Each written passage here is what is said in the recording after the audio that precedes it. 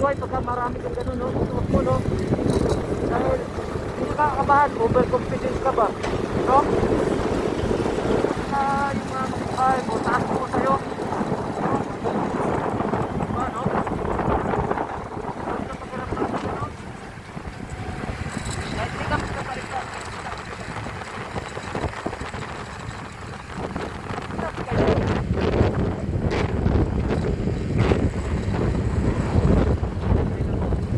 Yung nangyayari kay Arjen, lalampasan ko pa siya.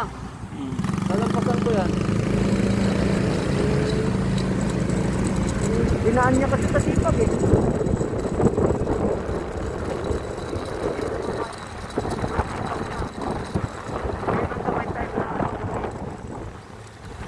Kailangan niya ng ano eh.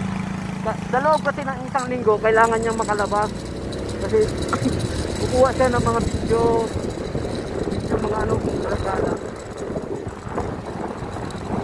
Yan, 3 minutes boy.